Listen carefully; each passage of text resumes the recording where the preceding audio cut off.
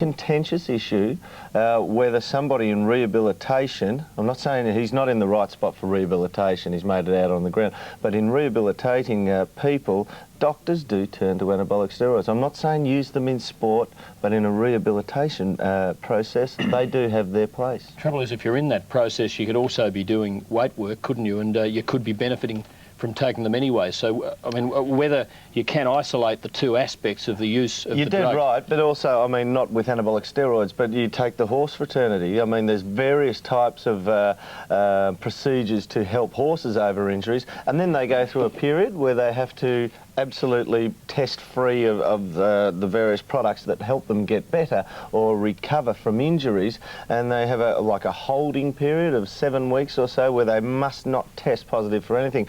I'm not saying pushing steroids, I mean this is a contentious issue, and although it's not saying it's all right, it's something that which will be looked at through sport right through the ages. And I mean, you talk about, some people have been saying, all right, if you do it in athletics, you miss 2-4 years, and so they're saying throw the book 22 weeks.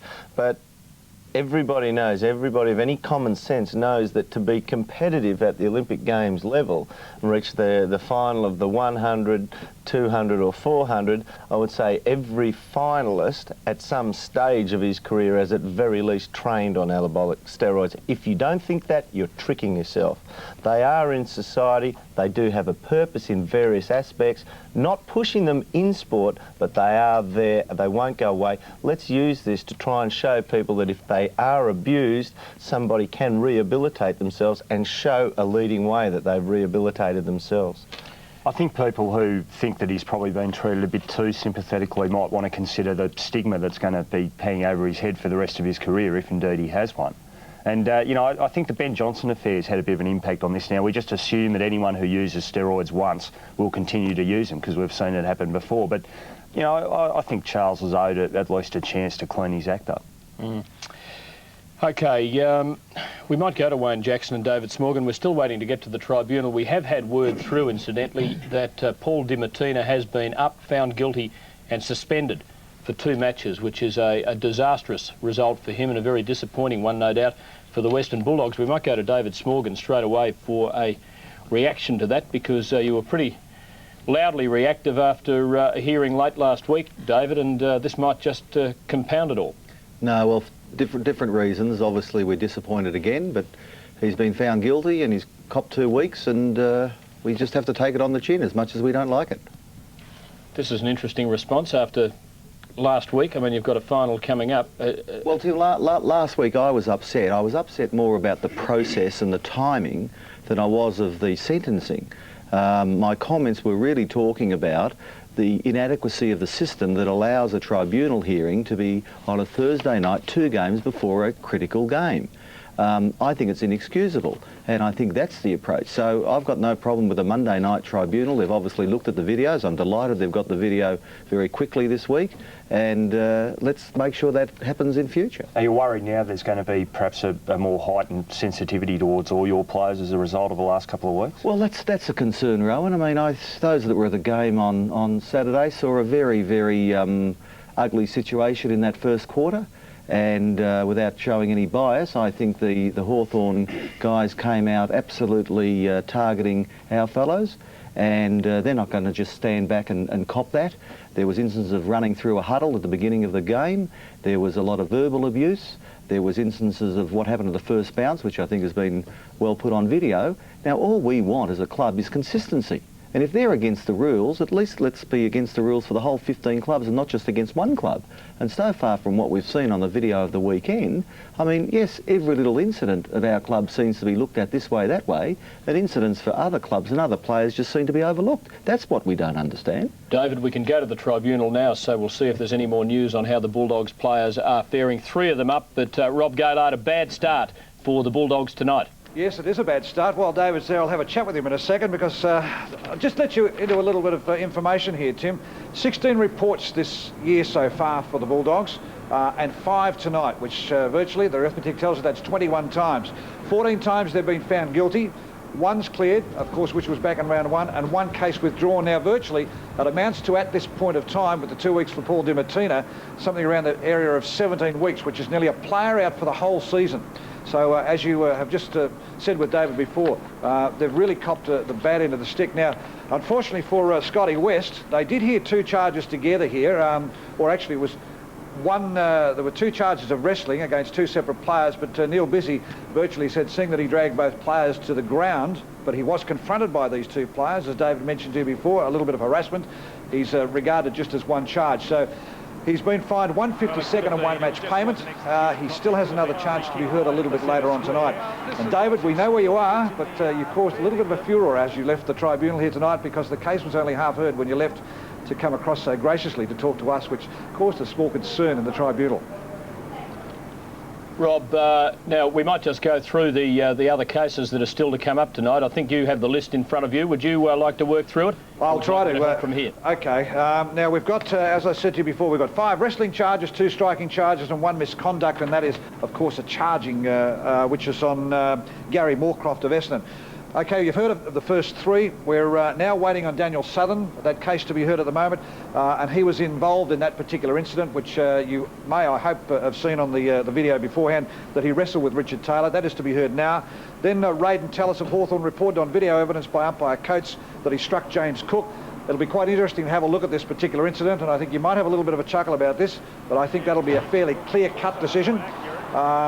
Richard Taylor of Hawthorn also reported that he wrestles Scott West of the Western Bulldogs, and Scotty later on has to face a charge himself that on video evidence, may I admit also, that he wrestled Richard Taylor, and then of course, as I mentioned, the Gary Moorcroft incident. The first one against Paul Di Martina, Paul just clearly devastated, and it was the umpire's evidence, because there was no video evidence applicable here, and the guy was just clearly shattered. Okay, thanks for that, Rob. We were going to have a look too at the Tony Lockett one, and we'll bring up the tape of that in just a moment. Well, he might have fared reasonably well, Rowan. Di Martina or Lockett? Lockett. Oh, Lockett, I think he's fared exceptionally well, Tim. I think, in fact, here it is again. Now, I guess we can throw this one to Wayne, but I mean, it's pretty hard to look at this and see why that wouldn't at least be worth a visit to the tribunal. Wayne? Well, I guess I'm by myself. I don't share that view. I think it's a pretty strong over the shoulder. There's no, well... What's that big round arm left coming around the front of his jaw? What did it hit? It took a while to get up. Well, I think there may be a little bit of... I'm not referring to what's happening with Bulldogs and Hawthorn, because that's there, but I think you want to have a very... But I mean, what is that left arm doing? The first attempt was the genuine spoiling attempt with the right arm, and then the left arm isn't actually executing a tackle, him across the jaw. Look, I've got my own views on that, and I don't know that this is the place to debate them. So can we? Do you not get involved in that sort of thing because it is the football operation? No. If the only time we would get involved is when umpires write to us and say we would like you to investigate a particular incident. And I think that's happened on the weekend. That I think there's been 3 occasions where, with David here, I think the umpires have reported on 3 occasions, and then there are other events during the course of the game where the umpire's written to us and said, will we please investigate incident A or B because they didn't see it or it's not on video.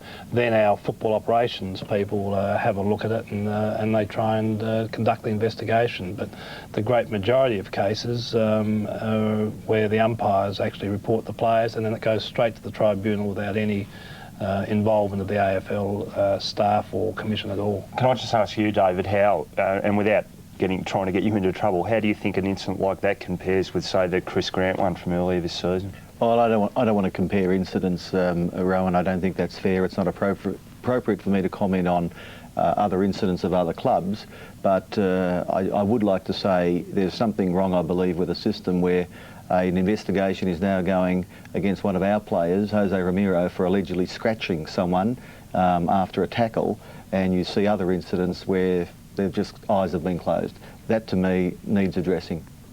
Wayne, do you get at all sensitive about the conspiracy theory view that does exist out there somewhere, that the Swans, because they are so important to the AFL, get a very good deal? Sensitive to it, no, Tim. I don't think David, for example, is referring to the Swans in particular. No, I'm not. I'm clearly not. I'm not referring to that incident. I'm not suggesting that he is, but that view does exist. I've never heard the conspiracy theory before, acting in favour of any particular club. We often hear clubs that feel particularly disadvantaged. The West Coast Eagles a week or two ago felt particularly disadvantaged. But I've never heard anyone seriously suggest that there's a conspiracy theory. I can understand David's concern about reports taking a day or two to longer than he thinks is appropriate to get to the tribunal, and I can understand that upsets training programs, etc. But inconvenient, yes. Conspiracy, absolutely no. Well, did you take note of the fact that when Lockett was reported and suspended for 2 weeks recently, the charge which was laid after the game, not at the time, was laid for charging when in fact he struck the player with his forearms to the head, demonstrably? Look, I think it's pretty unfair, Tim, to be throwing those sorts of things up to me, because like you guys, we've all played the game and we all see different things in different instances.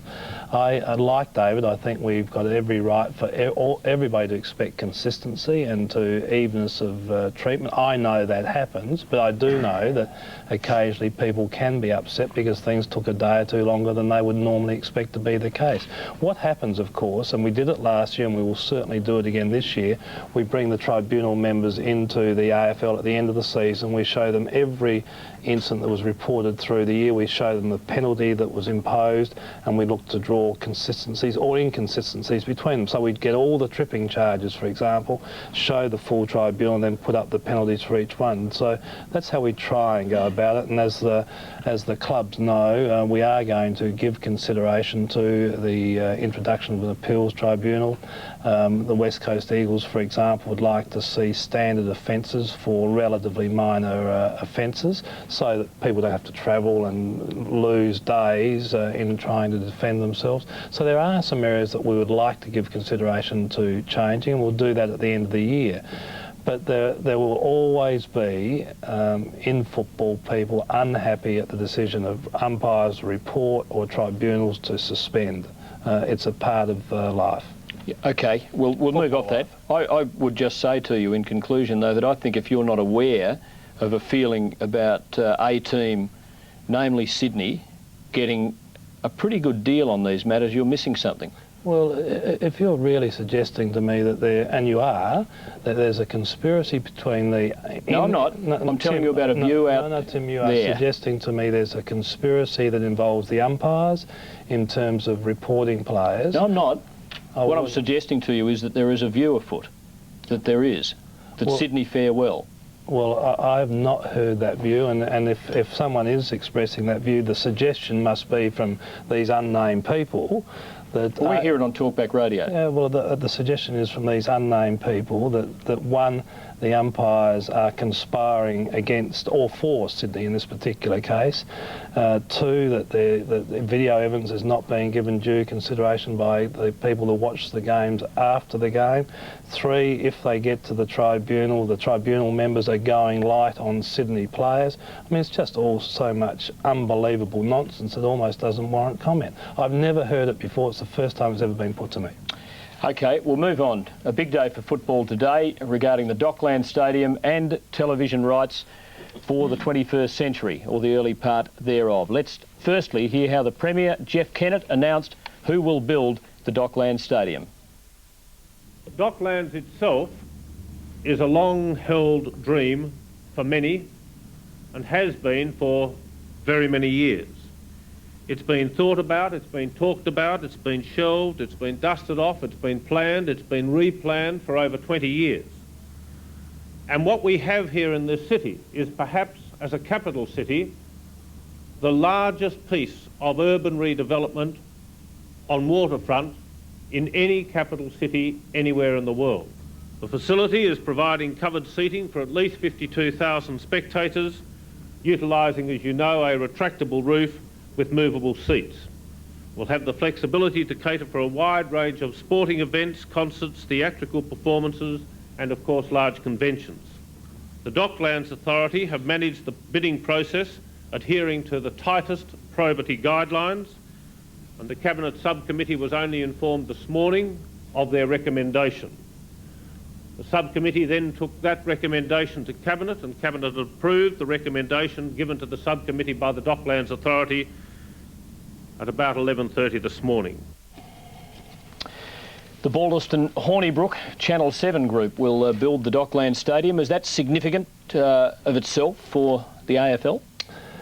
No, Tim, I don't think the particular developer is significant. The Transfield group, who had Growlows, for example, involved, they were equally impressive in what they had to offer the AFL and the Docklands Authority.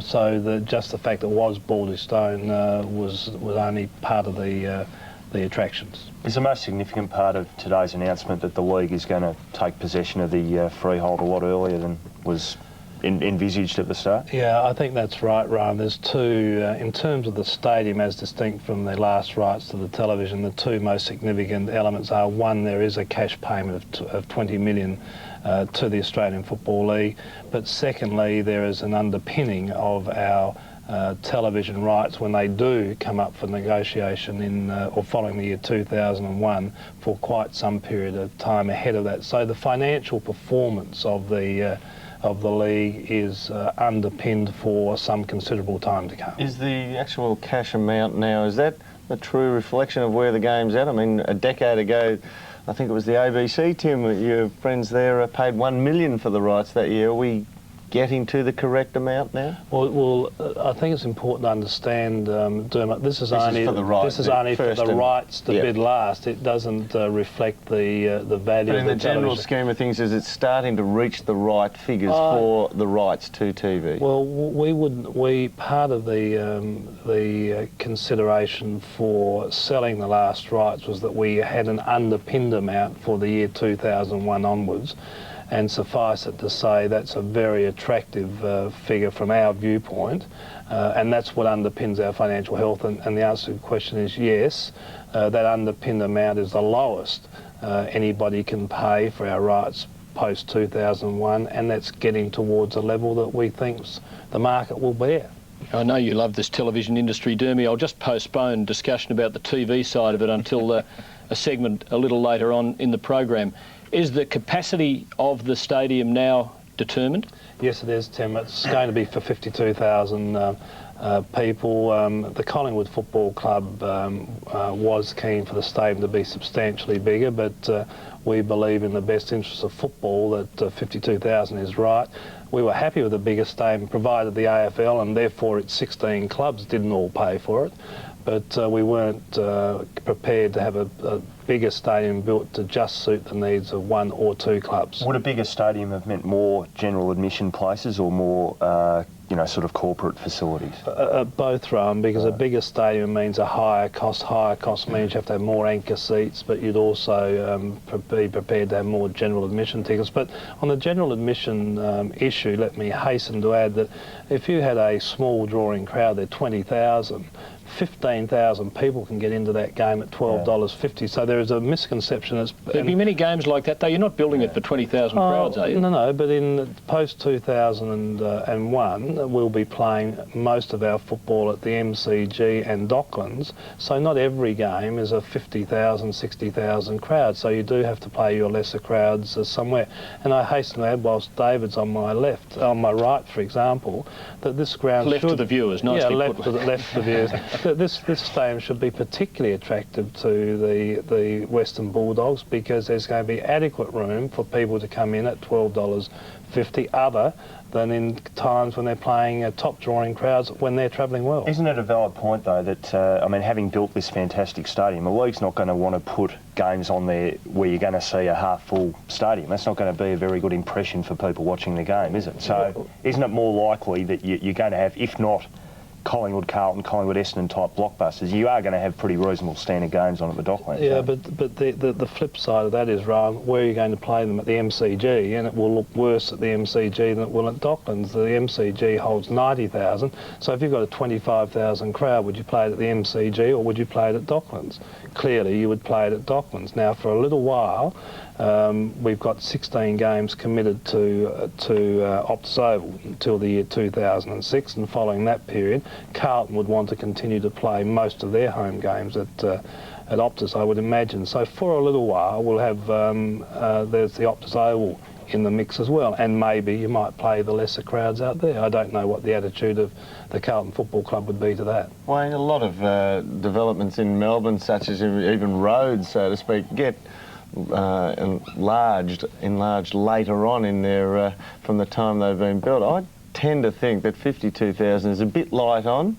You're prepared for the fact that down the track there's going to be a bit of uproar in from when the Docklands opens, where people are going to be turned away. There's no doubt in my mind that some games you're going to have 15,000 people standing outside not able to get in.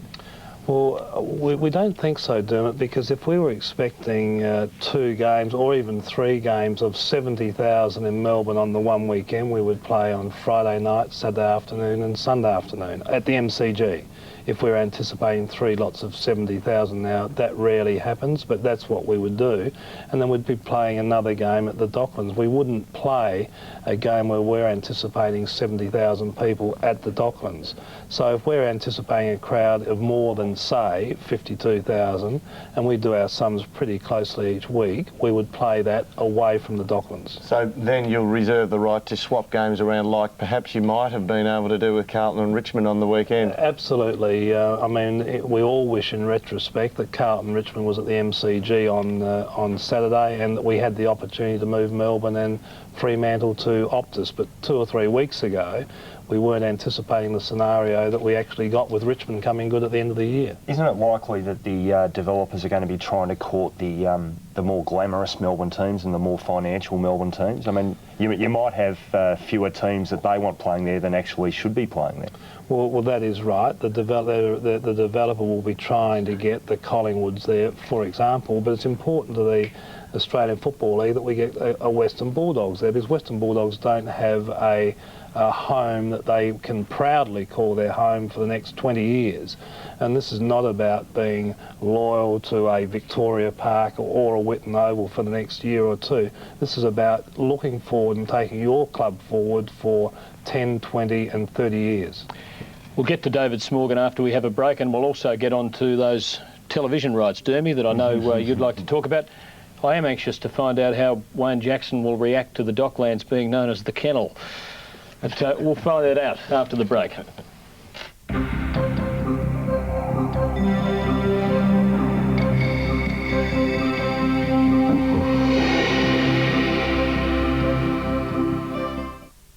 Critics continue to rave about the way Sports AFL have revolutionised the game. AFL football has a talented new player. Sports AFL's live coverage is bold, it's different and it's working.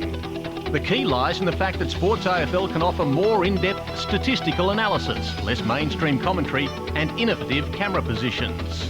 Sports AFL's coverage seems to indicate the way of the future. Sports AFL, changing the face of football broadcast.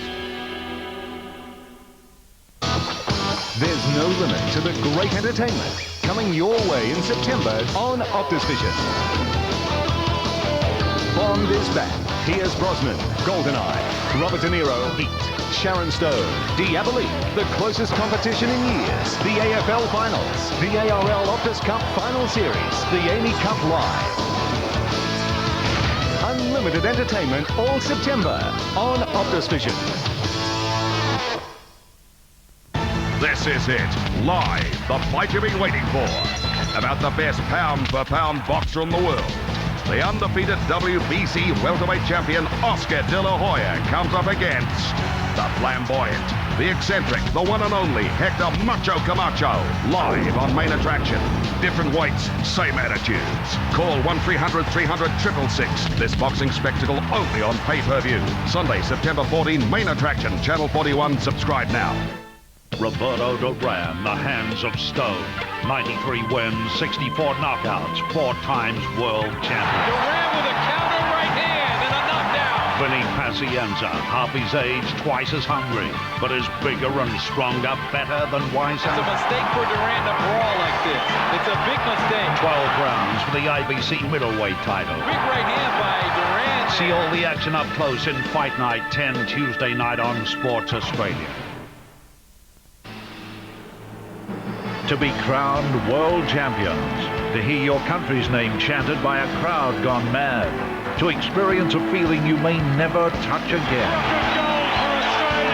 Australia can proudly claim to be the best, better than the nation that invented the game, better than countries converted earlier than us. Congratulations to the Australian Crops, men's 22 years and under basketball world champions.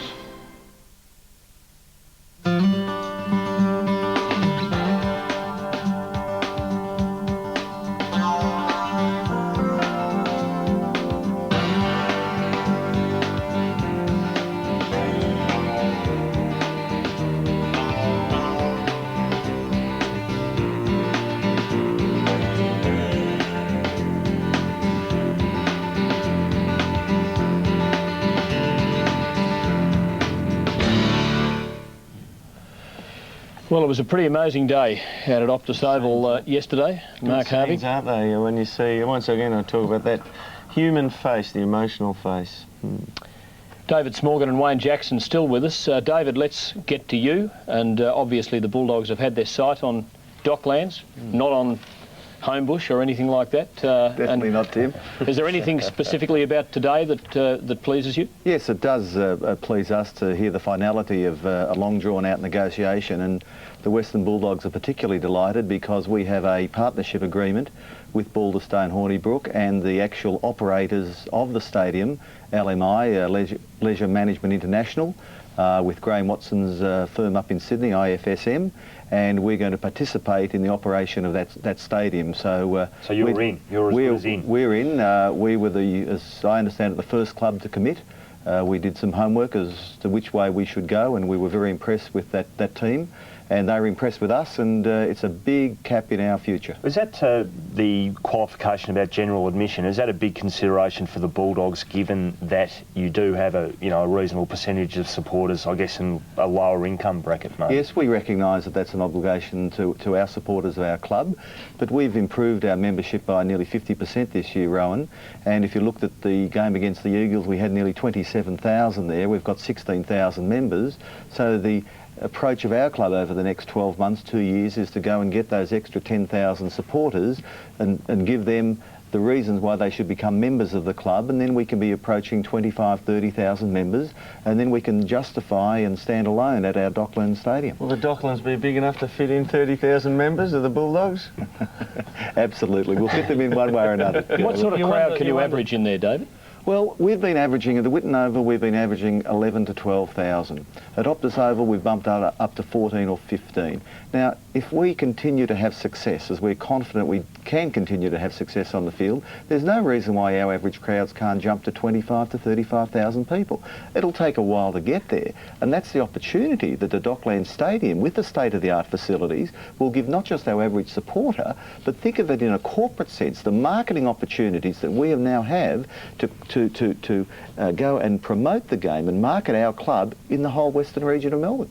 Wayne, did you have a comment? Well, I just want to be absolutely fully supportive of Dave, and I think we're missing a key point here, and that is when the Bulldogs are in the Docklands, and if they are getting 20,000, and if they're playing Collingwood, there'll be 52,000 people there, and if they play Essendon, there'll be 52,000, if they play Carlton, there'll be 52,000, so the Bulldogs will be playing before full houses, and all the revenue generation that creates. People tend to think just of home games, but whilst the Bulldogs will play whatever the number of home games there may be, when they play against these big drawing crowds, they'll be playing in front of pretty big crowds, which is fantastic.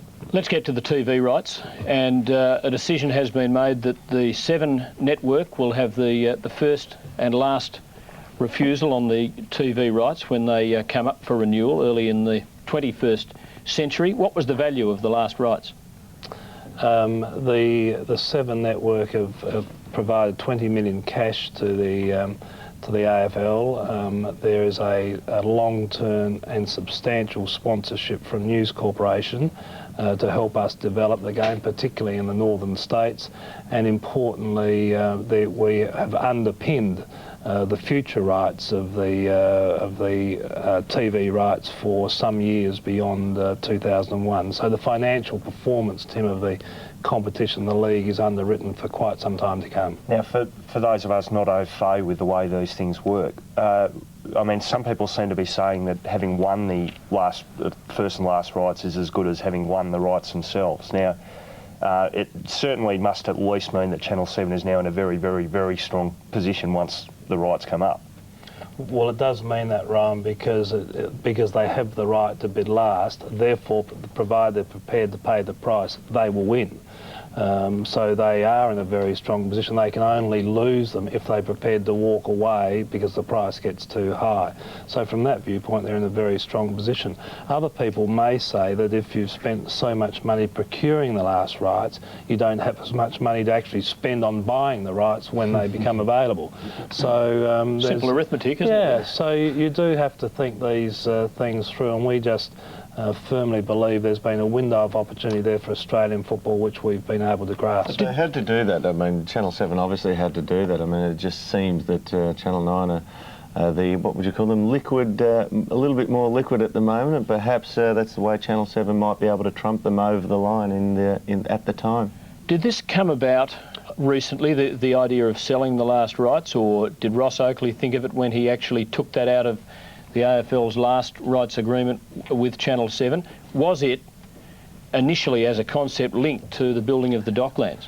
No, it wasn't. I'm sure Ross and the previous commissions, well, I know they consciously took it out of the contract, and we've been able to exploit that opportunity now. It was not originally linked with the Docklands issue at all. We've been working on this last rights issue before the Docklands became a reality, Tim. Well, just here from the Channel 7 network, there had been suggestions that, and it could still happen, that if Nine won the television rights to the AFL, that the rights could be shared around, that Nine wouldn't necessarily want to make the same time commitment to covering Australian football that Channel 7 has done over the years. 7 Chairman Kerry Stokes made no bones about how 7 will approach it into the future today. 7, well, made it very clear in the beginning, 7 would never hive off to another station under any circumstances, nor would we have accepted a feed from another station. I mean, commercial television is very strange animals, as you guys mostly know. And when it came to cricket, 9 was not able to hive it off to 10 or 7. We wouldn't take the cricket from 9. It had to be the ABC. And that was only because the government forced them to anyway. So it's very unusual. The last time it happened where channels hived off each other's game was rugby league, which was a disaster. Didn't work for anybody. We've got more tribunal news coming up shortly, David Smorgan. That was Kerry Stokes today. Has the controversy over Nine's coverage of the Ashes series frightened you off a little, Wayne? No, we, as a commission, we met with the most senior executives of PBL and of Channel 7, and we certainly raise issues like the cricket, and I want to stress, Tim, this is not just about quantitative dollars, it's about quality issues as well, and an important part of what we wanted to do was to see what our partners could do for us to hold and secure our position in Victoria, South Australia, Tasmania and Western Australia, but importantly how we were going to take the game forward with our partners for the next 5, 10 and 15 years in the north. So it's not just about dollars, it's a confidence level that you can deliver in those developing markets. You did say today that 7's bid for the last rights was superior in both ways, financially and in those other ways. Yeah, and it was clearly superior. What specifically, I mean, have you sought guarantees from 7 about how they present the game in New South Wales and Queensland? Because it did seem to be a very big issue. We've had to satisfy ourselves, Rowan, that, and I keep coming back, we're talking about the last rights, we're not talking about the right to televise our game for the next 15 years. We satisfied ourselves that, that the 7 network has the financial resources and the will to invest in capital expenditure to be able to technically display our game the way we would like it displayed. And if you stop and think about 7 and its involvement in the Olympics and the huge capital investment that Seven will be making in 98, 99 in the year 2000 to show the world the Olympics. After the Olympics, that equipment, that technology, those people become available for Australian football, and that's part of the reason I'm sure that the Seven Network are looking to rebuild their studios in the Docklands precinct. What about what Kerry Stokes was saying there? I mean, how big a part of it was the fact that Seven didn't intend to hive off the rights to anyone, and they said they never would. I mean, did the league feel uncomfortable about the prospect of several different networks telecasting packages of going?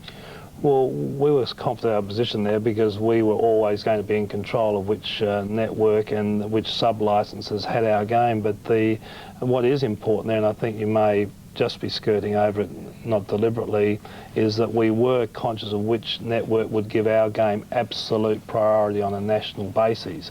And clearly in several states in Australia, 9 have a priority with another sport. 7 were able to satisfy us that we would be the priority around the country. Wayne, I just put to you just quickly a probable situation, or hypothetical, but could be probable. Channel 7 put in their bid, Channel 9 upped the ante so greatly that it will absolutely hurt Channel 7 to have the final bid, and if so, in doing, they would have to portion off various parts of the AFL rights. Would that be a possibility? Well, the chairman of Channel 7 said no, they would not hive off. So they just rights. Wouldn't go over that? Well, I can't speak for 7 other than what I heard today, and the chairman said they would not hive off the rights, nor would they accept rights being hived off from somebody else. Is that written or just his word? That's what he said today. And importantly there, if you had that scenario where one was leapfrogging the other, absolutely fantastic for Australian rules football, and of course both PBL and Channel 7 are commercially driven, so they're not going to go beyond a point where they can believe they can return an adequate return to their shareholders. So it's terrific for footy, and both of those companies would make responsible commercial decisions. Some big dollars around, but the really big business tonight is at the tribunal, and Rob Gaylard, you've got another result for us, including David Smorgan. Yes, David's still there with you at the moment. The news is not good, David, unfortunately. The charge against Danny Southern has been sustained, and I can tell you he has copped 1 week, and I think I saw one of the most frightening stares I've ever seen in my life as Danny vigorously denied the charges, and that was of wrestling, of course, when the umpire's advocate Chris Lewis did cross-examine him. When the decision was handed down, Danny again looked back at the tribunal, and well, while they looked at Danny, I'd hate to be facing up to him on a footy field in the next week or so, because he was just absolutely shattered by this decision tonight. Slammed a few doors and walked into the other room, and I think whatever the Western Bulldogs hierarchy do tonight, it will be to try and just calm a couple of these boys down, because what happened on Friday and Saturday, I believe, was that the players were told their object was the ball. They weren't to put themselves in any jeopardy in relation to getting suspended with the finals, and according to Paul DiMartino and Danny Southern, they did not do that, and they are just clearly shattered by this tonight. I really feel sorry for the boys, but unfortunately that's the tribunal's decision. But the Bulldogs, they continue to meet the wrath of Neil Busy. Is there any reason, Rob, why there's a suspension here for wrestling when most wrestling offences have been dealt with by a fine? Well, I don't know whether the stare had anything to do with it or not, Tim, but I can tell you that Ian Finlay did plead with Mr Busy that a fine be appropriate instead of a suspension, taking into consideration that... I think we've lost Rob Gaylard there. Danny might have pulled the plug out, but David Smorgan, that's a bit of a surprise, I would think, that he would cop a suspension for wrestling. As I understand it, all prior or previous wrestling charges have resulted in a fine, but I suppose I'm not surprised. You've got your conciliatory hat on up to a point. Danny I don't want to get suspended. Yeah. Did he have a wrestling offence against his name previously? I think he previously had a wrestling charge in the '94 game against the Eagles, that controversial game there, and I'm not aware of any other one. Was fined for that. Yeah. I'm not sure that blokes haven't been suspended on any wrestling charges before. I'd say that, I mean, it's a bit of speculation just on memory here, yeah, but I don't think anybody has been suspended purely on wrestling, no. I don't think so either. Stand to be corrected there, though. Not a great night. Wayne, we'll just wrap this discussion about the TV rights up very shortly. Are you better off tonight than you would have been a week or so ago, had you gone through with the idea of actually connecting the last TV rights to the building of Docklands?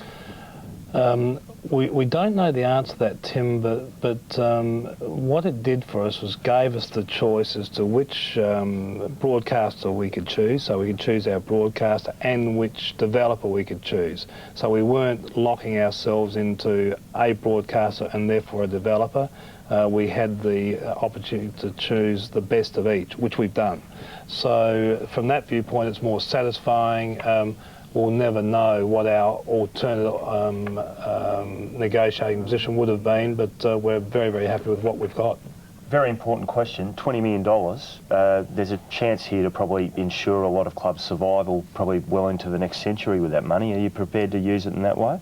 No, the money is being played the AFL, and today I've telephoned personally each of the presidents and advised them that the AFL Commission is sensitive to the positions of the clubs, and that we would like a little bit of time to think about the best utilisation of this money. There is a wish to be supportive of clubs who could do with some help, but how we can do that remains to be seen. What we must work very hard to ensure is that it just doesn't cause inflation in football. And I think in the clubs I've talked to, and that's all of them today, I think they're understanding of that position, and will give the Commission time to consult with the clubs and to think through just what we are able to do with some portion of that $20 million money, $3 million. We've got an hour and a half of this program to go, Wayne. We're extending it tonight, and you've got to dash away, unfortunately. I was hoping we might get you along to shout at the pub around the corner afterwards. 20 million for nothing is not a bad outcome. No. David Smorgan, you'd be happy enough with it too, I would think, because... I'm happy with the 20 million. I'll be happier when we know what happens to it. We'll see if we can get him to buy you a beer as well. Thanks for joining us tonight. Thank you, gentlemen. Wayne Jackson and David Smorgan with us. And when we return, we'll be joined in our football feedback studio by Richmond Chairman Leon Daphne.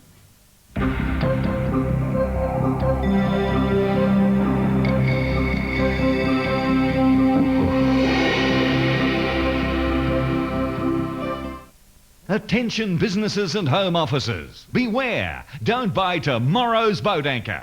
Flexi rent instead and get the equipment you really need now, with the ability to upgrade when your needs change or as new technology rapidly evolves. Don't be held back with the restrictions of ownership. Flexi renting spreads the cost over the useful life of business equipment, and your yearly cost can be less than half the cash price.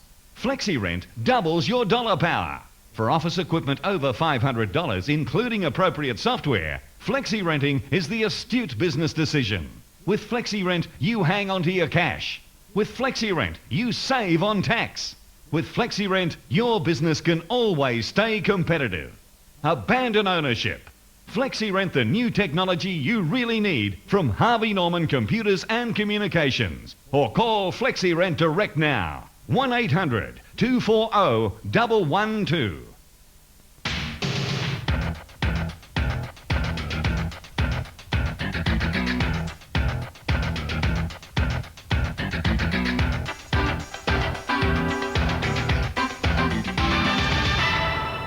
Hello and welcome to this special finals edition of Club News. Today, news on ticketing arrangements for the final series for AFL members. And if you're an AFL full member, country member or centenary club member, you can attend any of the finals games played in Victoria, including the big one, the grand final. Now, if you're a Waverley Park member, you're eligible to attend any game scheduled at Waverley Park in the first 2 weeks of the finals and the preliminary and grand finals at the MCG. AFL restricted members have entry rights to any game played at the MCG or Waverley Park in the first 2 weeks of the final series, while those AFL restricted members with a club support package are eligible to buy tickets for the preliminary final and grand final if their team is playing. These tickets are part of the club allocation and you can buy them through Ticketmaster or BAS. Call the AFL for further information if you need it. Otherwise, enjoy the final series. We'll have more news next time. Goodbye.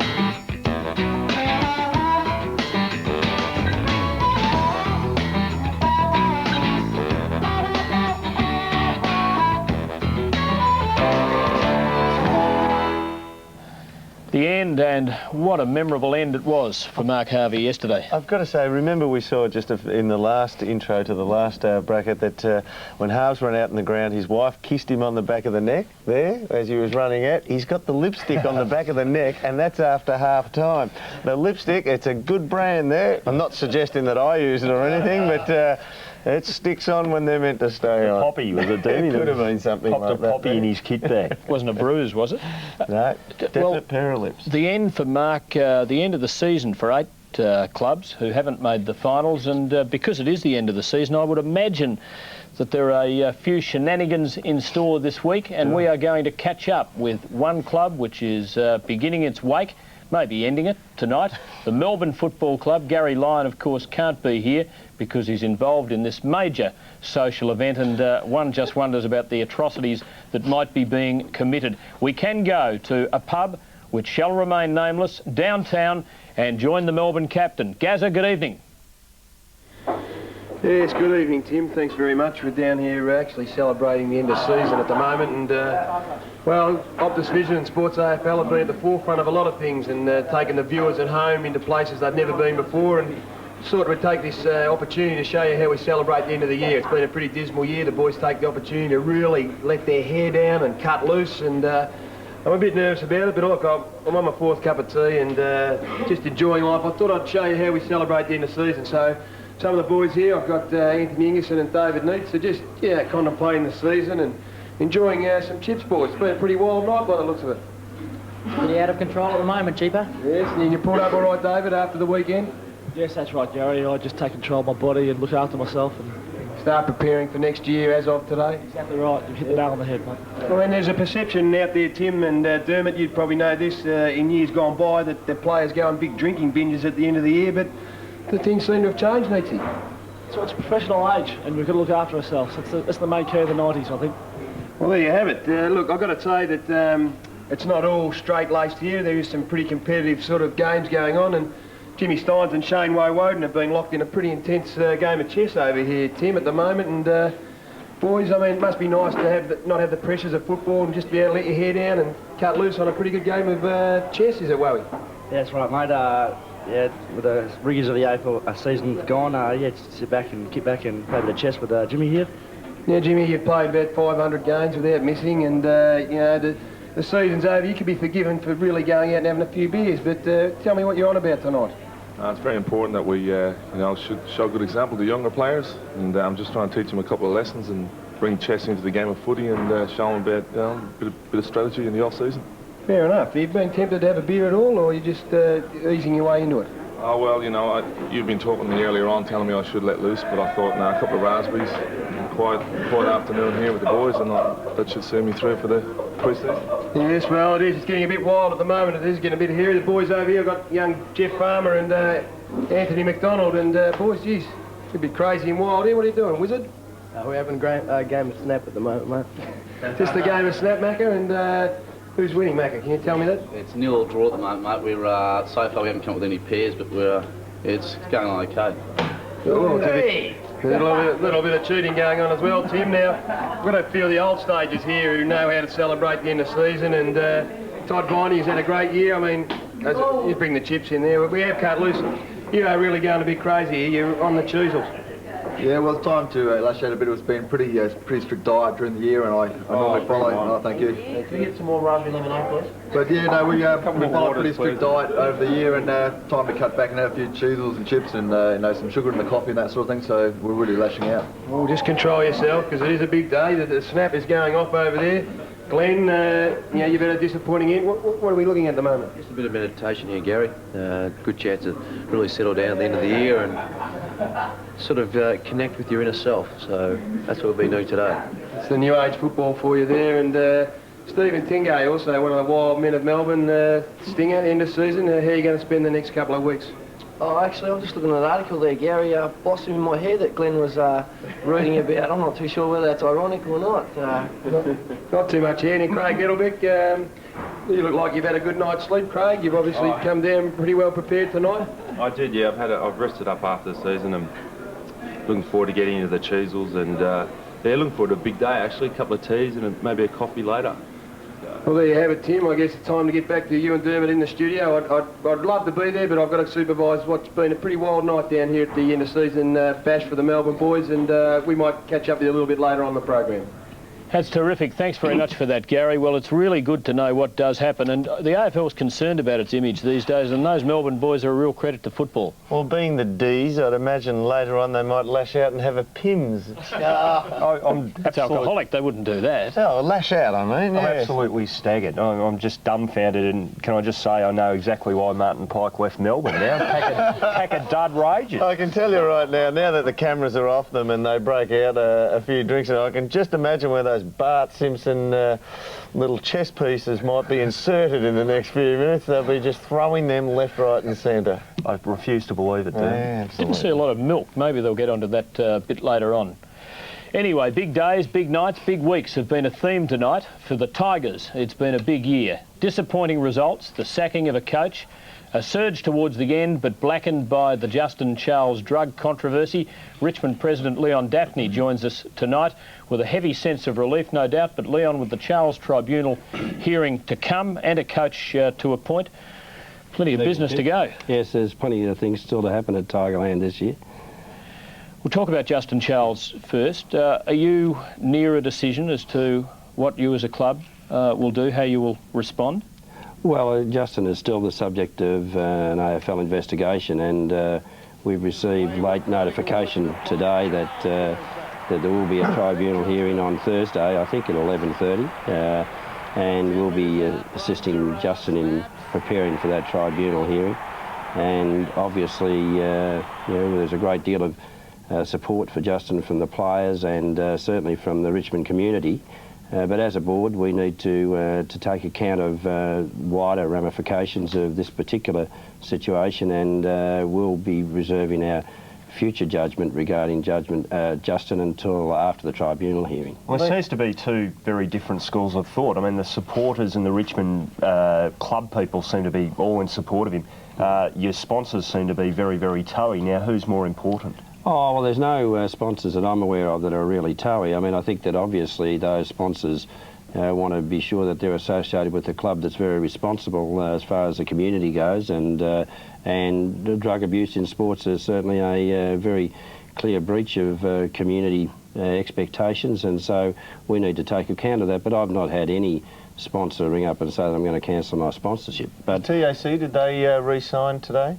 Yes, they did, actually, which I'm pleased to say. The TAC have re-signed for a period of 2 years with an option of a third year, which will make now that association with the Tigers 11 years. And so it's quite a long sponsorship in AFL football. Did they mention Justin Charles at all during negotiations, or the likeliness of you know, what may happen if there was another? We actually did advise them of the situation with Justin when it became public, and we advised them that we were taking a certain course of action, and they responded by saying they thought the club was being very responsible, and so they've gone on and signed the agreements today, actually. Leon, have you thought this through to the point that if a club delisted a player who was found guilty of a drug charge and other clubs were reluctant to pick him up, whatever he receives from the tribunal could almost be inconsequential? It could become a life sentence, and that's when the game might have a serious problem with legal action from drug suspended footballers in the same way as athletics and other international sports have had, and it's causing them enormous problems.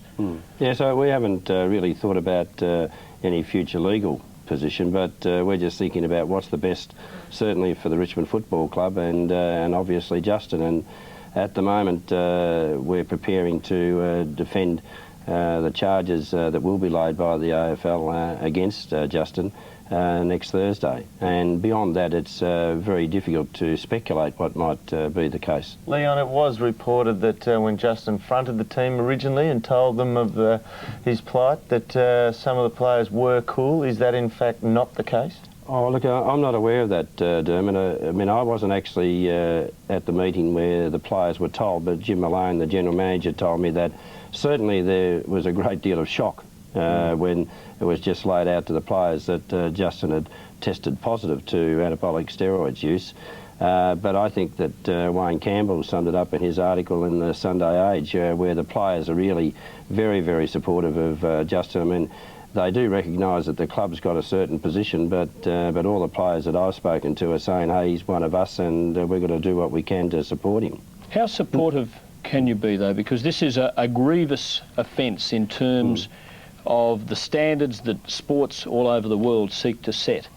Yes, I mean, I guess that we're probably delving into what may become a discussion point at the tribunal, but I guess that mitigation certainly is an issue, and I think that probably it's difficult for me to comment any further than that.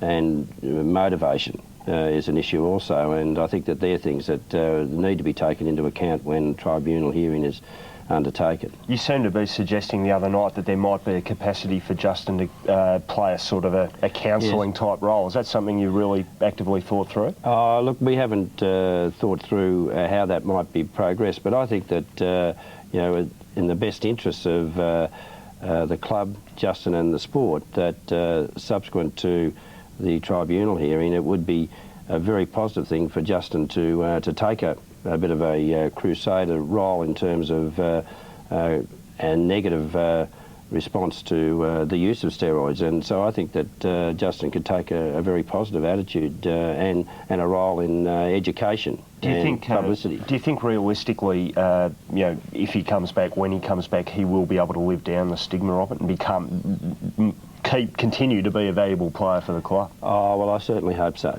I certainly hope so. And I think that, Justin is just a very enthusiastic guy. He loves his football, and he's been shattered by, I guess, finally the public outing of his drug abuse.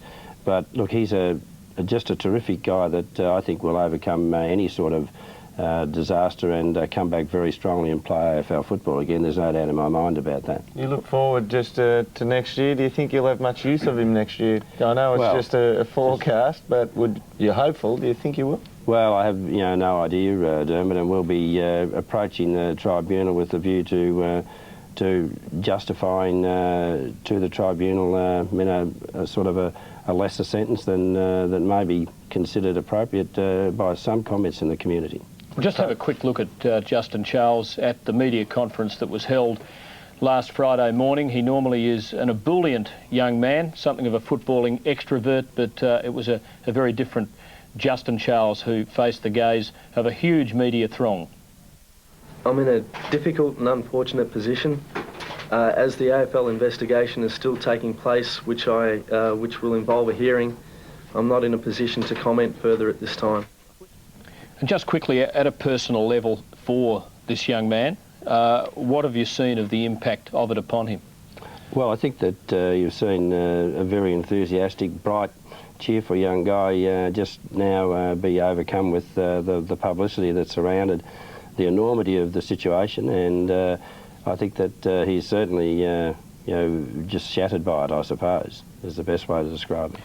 Well, after talking about football's first steroid user, he faces the charge. He has admitted his guilt to the AFL. We've been told that. I suppose being peppered by a group of media commentators about who you're going to appoint as your new coach should be a relatively easy topic, Leon. Jeff Geeshan's home and hosed, isn't he? Well, I guess that the last 5 weeks haven't done his cause any harm, and but we haven't made an appointment yet. We are finalising the interviews today, and we have a board meeting tomorrow night where I'm expecting a recommendation from the subcommittee on the coaching position for 1998 and beyond, and we'll be able to tell you then. Is it fair to suggest, Leon, that the coaching subcommittee's recommendation to the board will be Jeff Geeshan? Well, I haven't heard that yet. Right. Because if you listen to some people, including our co-panellist here, the man's already been told he has the job. Can you categorically say that Jeff Geeshan has not been told by yourself that he has the job? Oh, I can certainly say that, yes. He has not been told by myself that he has the job. Or anyone else at Richmond Football Club, I believe. Okay. So you'll be proceeding with some other interviews? We have finalised interviews this evening, and I'll be expecting the subcommittee to develop a recommendation for the board meeting tomorrow night. Leon, I'd don't want to preempt anything, but somewhere down the track, given Richmond's history, you might be the man who tells him he doesn't have it anymore. Well, that's something it's a long way away. Yes. Let's hope so, David. Let's hope so. A remarkable turnaround, which must cause you, I suppose, to feel vindicated, but quite extraordinary that a team that sacked its coach 5 weeks out from the finals, so poorly was it going, misses the finals by half a game in the end. Half a game, yes. I mean, it would be easy to look back and say what if, but look, we can't do that because we had our chances. I think that, as I said, when we did change the coaching position and terminated Robert's services 5 weeks ago, that it was with a view to letting the club and the players have a chance at a fresh start for 1997 and not to just drift towards the end of the season without any motivation at all. And I think that from that point of view, I think that the players and certainly Jeff have taken that chance and have used it very, very well. Just quickly, because we've got to move on to some other things, but it seems that you resisted the coaching change to point A, point B, point C, and then eventually it was a case of enough, no more, and yet you might well ask yourself now, should I have gone earlier and would we have been playing in the finals? But how do you feel now about the morality of a coach's contract being severed during the course of a season, given that it can have a beneficial effect and yet does somehow seem immoral? Well, I guess that it's something that I hoped when I became president that I would never be involved in, but in the end I've just got to think of the best interest of the Richmond Football Club, and that's sort of the judgment that I made, that was in the best interest of the Richmond Football Club and no one else.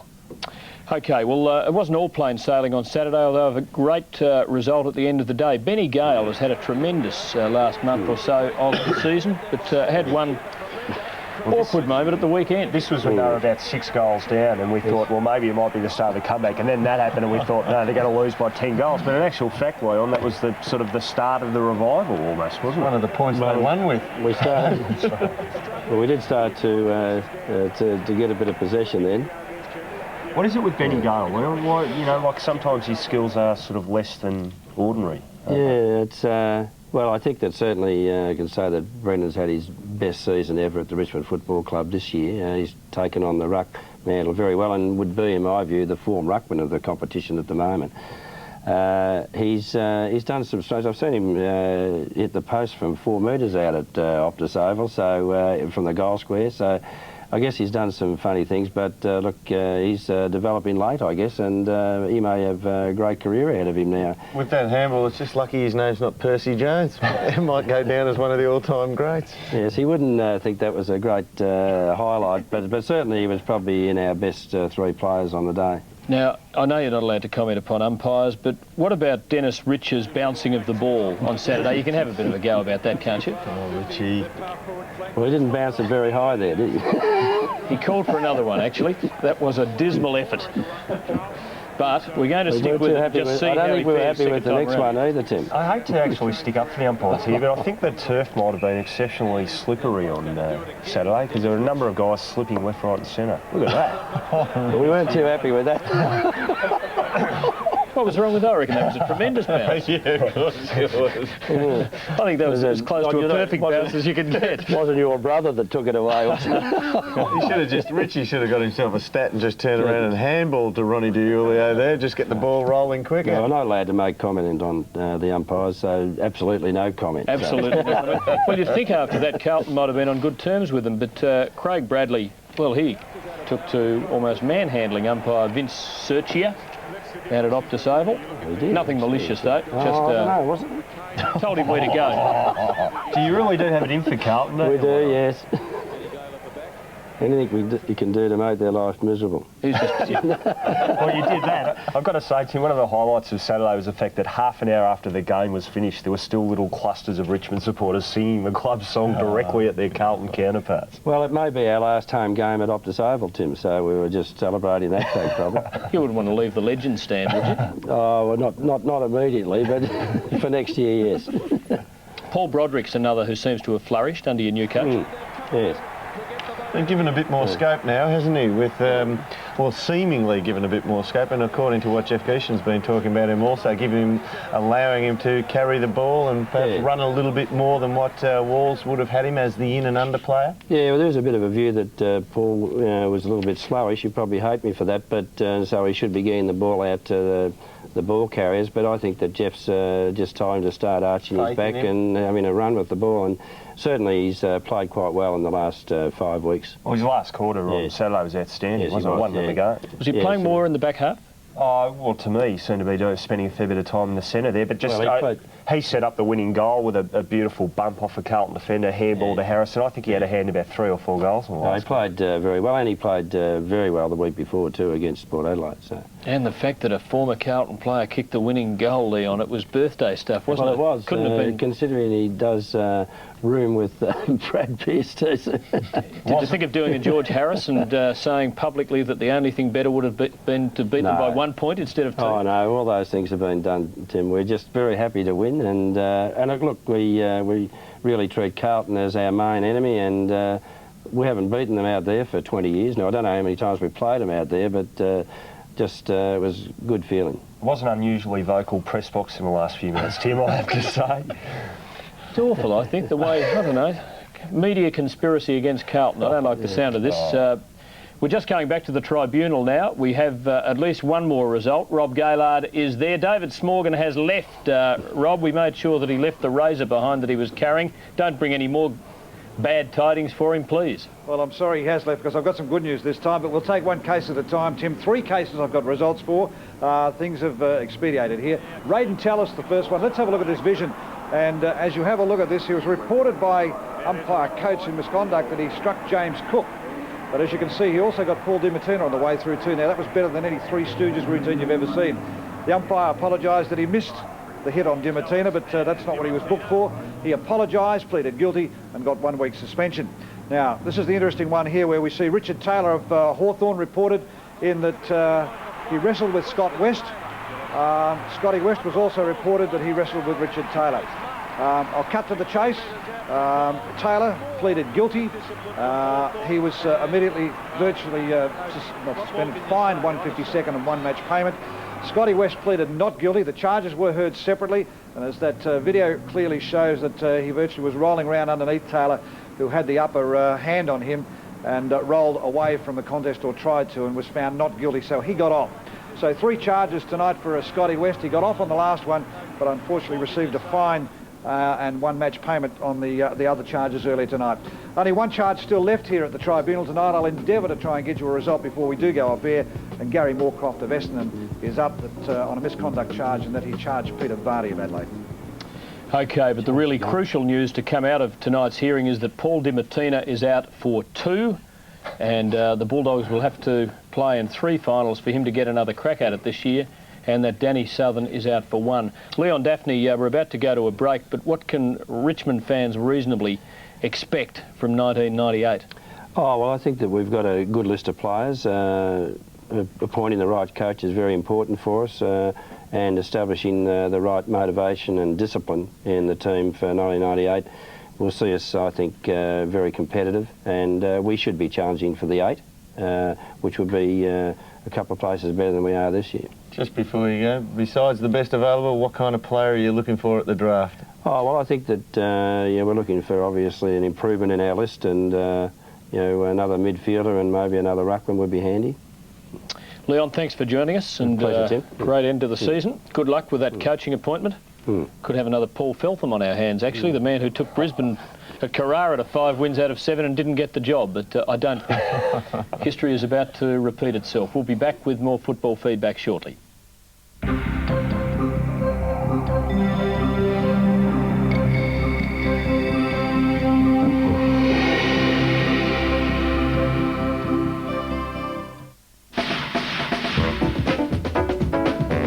What's it mean to me? Well, it's I suppose being the best side in the competition for the whole 20-odd games. To win a grand final, it's the greatest team honour you could ever have. It's a dream of any footballer to win a grand final, to win a premiership with 20 of your best mates, to be able to lift that cup aloft, and for the next week just sort of live out of each other's pockets and drink up and have fun. After probably 9 months of work, it'd be probably the best feeling you could ever have. Well, that's just my ultimate dream, and we've achieved a lot at St Kilda, but we haven't achieved a grand final. So I mean, I won't rest until St Kilda win a grand final, and that's my ultimate dream. I suppose, besides the obvious thrill of playing in front of 100,000 people, I think that it's really the end of a lifelong dream. Myself, I haven't played in the grand final, so I suppose the 10 years that I've been playing league football, it's the end result of 10 years of hard work and dedication. This is Finals Football on Sports AFL. For the world's fastest open-wheel drivers, there is only one prize, the PPG Cup. And it's ready, clearly the quicker car now. Super speedways, street circuits and tree-lined road courses. 17 races across 3 continents, and to the winner goes the spoils. Gentlemen, start your engine. The PPG Kart World Series roars into Vancouver for the Molson Indy. 9 o'clock tonight on ESPN Channel 11. September on Optus Vision's 4 sports channels. The ARL preliminaries and Optus Cup Grand Final. Tennis action in the US Open. The AFL Final Series and Grand Final. Ryder Cup golf as Europe takes on America. The Amy Cup preliminary and semi-finals. The English Premier League back at its exciting best. The NFL direct from America. 4 channels of sport in September, only on Optus Vision. Roberto Duran, the hands of stone. 93 wins, 64 knockouts, 4 times world champion. Duran with a counter right hand and a knockdown. Vinny Pacienza, half his age, twice as hungry, but is bigger and stronger, better than Weiser. It's a mistake for Duran to brawl like this. It's a big mistake. 12 rounds for the IBC middleweight title. Big right hand by Duran. See all the action up close in Fight Night 10 Tuesday night on Sports Australia.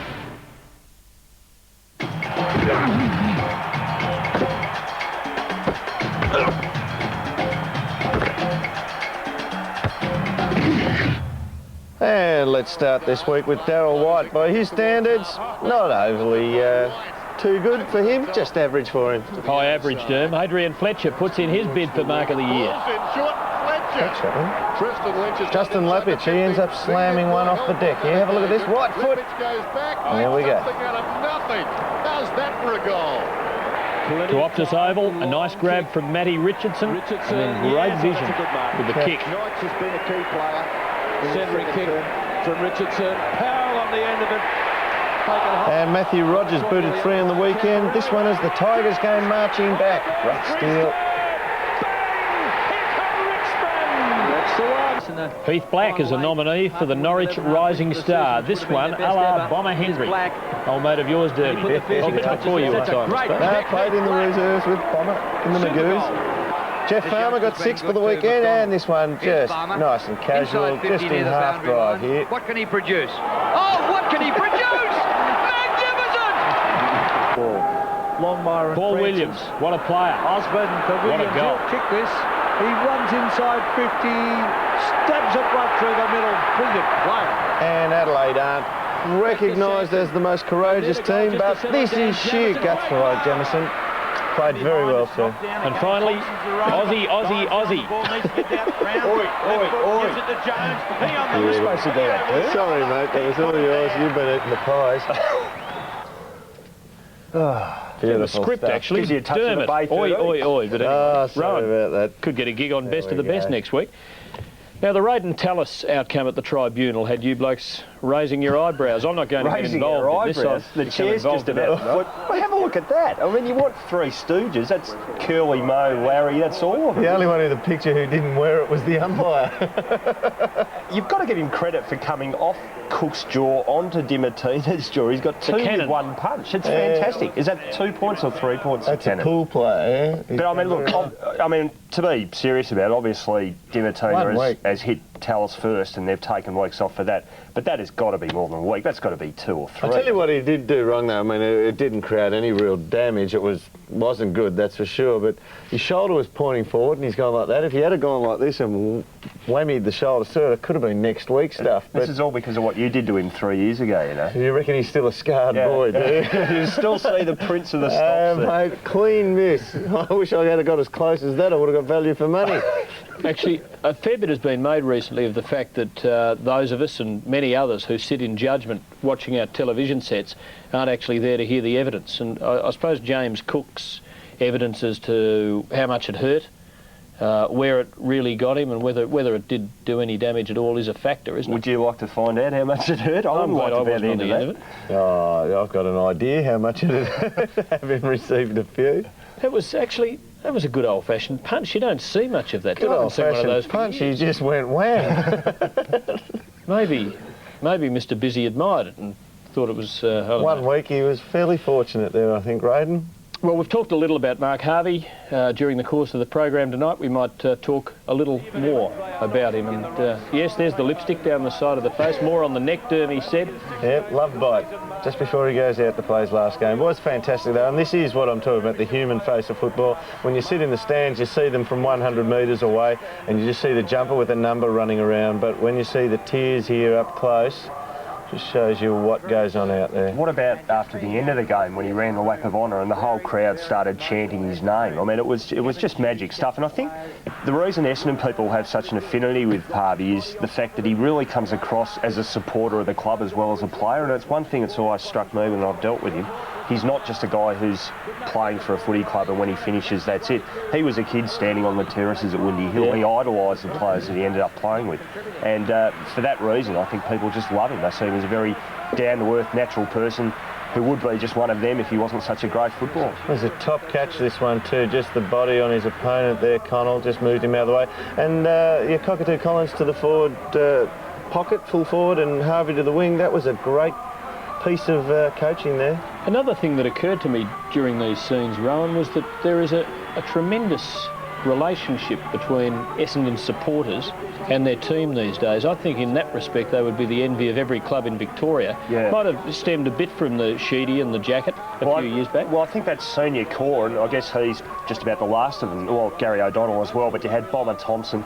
They've always been very good at giving their champions fitting farewells. They've always honoured their players very well. And I think that really helps build supporters' respect for the way a club carries on its business. And it's obvious they feel too that they see half these guys out in the pub, so they feel close to them anyway.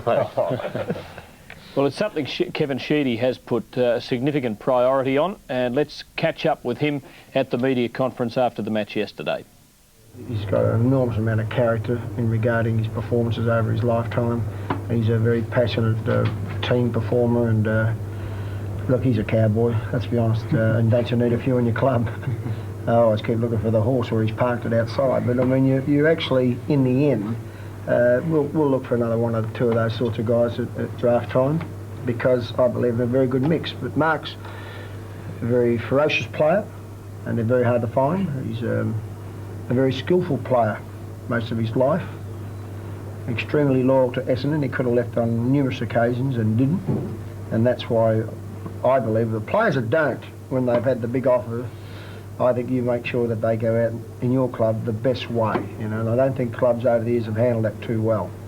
And, you know, when you read Essendon's history book on Flying High, page 127, I remember it so much because it was my first year and I was hoping to play on Jack Clark, because I used to idolise him when I was a kid, but, you know, Huey Mitchell and Jack Clark left, and I just didn't think that was the right way for two greats. So hopefully that hasn't happened in this club. You know, the 200 to 300 game players. I mean, they have to lead sometime, but try to do it the correct way.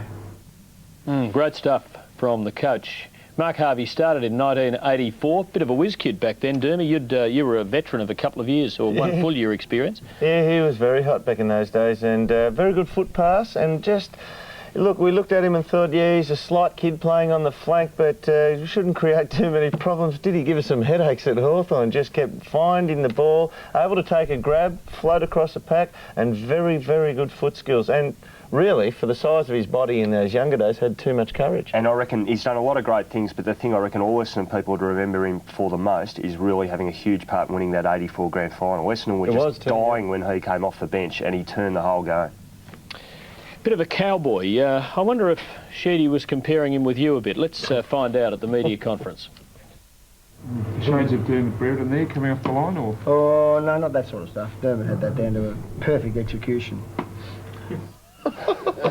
Execution, the operative word, eh? Actually, he charged the first bounce yesterday. You would have appreciated that. Yeah, I thought that was fantastic. And I tell you what, though, and take this in the right perspective, Adelaide will come up in the finals against teams which will think, right, let's get them off the off balance and attack them physically. It was good preparation for Adelaide, and they didn't get over the line against a team which has finished 14th, and they didn't get over the line against a team that applied pressure to them. In the finals, there's going to be some teams that are going to say, right, let's go out there, we'll play footy, but we will belt them a bit. And they didn't get over the line. When Harvey went onto the wing, Connell was doing very well, playing wide of Shea Cockatoo-Collins. He swapped with Harvey. Harvey went on to Connell and didn't really play that much closer to him, but his physical presence on the wing, Connell drifted out of the game. Injuries, and Peter Kransberg is the latest on a long list at Essendon in '97, right? Yeah, well, I guess it finishes the season off in an appropriate style, but pretty tragic for him, really, because I'd say apart from 1990, his first year, this has probably been his best season for Essendon, and he's come in, played some pretty decent footy in pretty trying circumstances. It looks like it's the full anterior, I think, and that means a reconstruction, and at 30, 31, you'd have to say that's probably the end of him. I mean, the irony is he's been close to getting the flick the last few years, but I think he probably would have kept his spot on the list. Now, you'd have to say not. I mean, he's probably going to be out of the game for at least 12 months. Of course, the side they've beaten have their share of injury problems as well, and I guess the one Adelaide would really be worrying about at this stage would be Peter Vardy, who, let's just say Gary Moorcroft made him earn his keep. Fairly vigorous little shirt front there. And anyway, I've spoken to the Crows today, and they claim Vardy isn't concussed. He's got fairly severe bruising on his chest and shoulder, a little bit of a cut across the eye, but they are reasonably hopeful he might come up for this week, so they're rating him about 50-50. However, there is good news for the Crows. Pittman had a bit of a thigh injury, but they reckon he's going to be okay. And Matthew Liptak apparently played very well for Glenelg on the weekend. There's a big chance to come back. So they have got a few players to call on. Now, is Moorcroft on a charge yes, out of the game? Yep. Not that incident? Yes, it is that incident. It is? Yep. Right. Yeah, we'll be getting to that later on. He could be fairly comfortable with that one. I don't think he might get anything out of that. The elbow totally misses him, and it's almost like the side there, what do you call that there, the lateral part of his It's whether he's in the contest or a bystander. It's the Brereton rule which applies on this one, isn't it? You're pasting me up in the last couple of minutes here, bloke. Yeah, all right. Just trying to give the kid a break there, you know. But well, actually, like you, he is a very courageous player, and he just thrilled the Essendon fans yesterday with one or two particular efforts. That was just sensational. They were taking that away, weren't they, the Adelaide boys? And look, I think the feeling about Moorcroft, probably even as recently as a month ago, was he just isn't skillful enough. And he'd been overlooked in a couple of drafts, won a Morris medal. He looked like he might be a bit of a hard luck story, but he has been outstanding in the last month, and I'd be amazed if he wasn't a major part of their side all next year. Just point out, and we talk about, you know, the physical presence of players. Now, Peter Caven, I know, you know, stretch of the imagination, is a champion, but he's been exceptional for Adelaide. But just what I'm saying about finals football, that footage there, and I watched it yesterday, Caven had the opportunity to actually move the body across and accept full body contact and still have the ball there, but instead tried to ride his opponent off with the arm. And watch this, watch his right arm, see there? Rather than go hover over the ball and accept the contact. And that's the kind of things that in finals, one turnover like that can get a team on a roll, and we know that Moorcroft was very insightful for the revival in the third quarter. Are they the least physical side in the finals? I wouldn't say, gee, there's hardly any sides that are absolutely real full-bore physical left in there. Geelong, Western Bulldogs, yeah, those two teams. But we probably. But I'm not saying they're light on, but I'm just saying little things like that. You only need a couple of blokes in the team like that, and they're a chink in your armour in that situation. Other than that, Caven has been exceptional for them, reading the play, setting up play off the half-back line. And St Kilda will be lighter on for physical presence without Lazar Vidovic. This is a big, big hurt for St Kilda, because Peter Everett gives a huge headache to the opposition, and I mean, obviously very painful times, not just the injury, but for Lazavidovic missing out on a final series. But it means Everett's basically got a ruck, whereas they had the 2 strings to the bow there. When Everett goes up forward, it creates the situation where the opposition have to find a big, tall backman who's mobile. This is just a tragedy for him, though, isn't it? I mean, he's been carrying their big man division the whole time they've been a bottom of the ladder side. Now here comes a big moment, he's going to miss it. I was talking to Gary Colling today. I think he's going to see a surgeon either tomorrow or Wednesday, but they're almost certain he snapped the anterior and medial ligaments, so that's about as bad as you can do.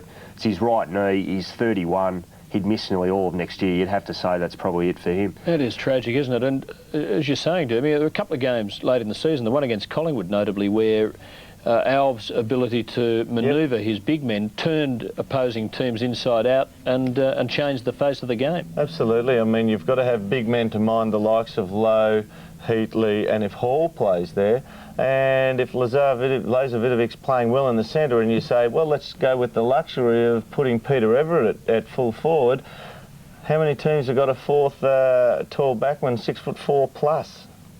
The good news for St Kilda, obviously, is that Matthew Lappin will be back this week, so he's an important in for him. And I guess coming in for Vidovic, you're going to have probably either Sierakowski or Shane Wakeland, so they're 2 fairly handy players to be able to call in.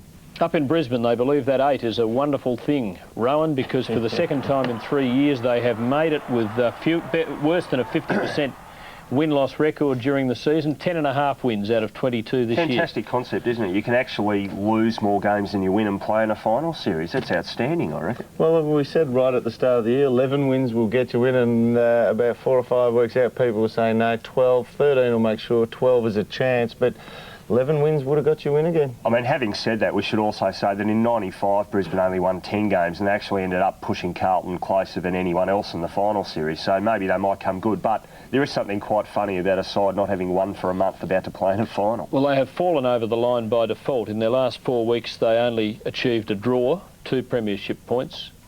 Port Adelaide had a number of chances to knock them off, only needed 1 win, and they only managed a draw in the run home. Carlton was 7 goals in front of the team that came 13th and couldn't finish the job.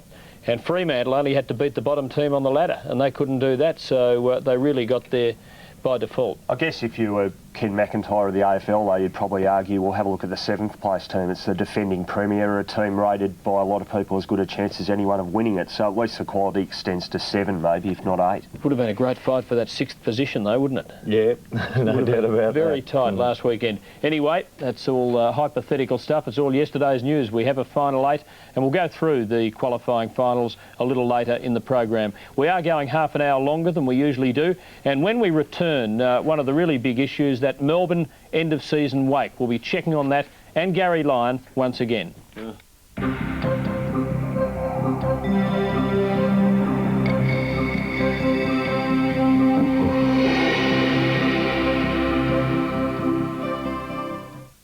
The critics continue to rave about the way Sports AFL have revolutionised the game. AFL football has a talented new player. Sports AFL's live coverage is bold, it's different and it's working.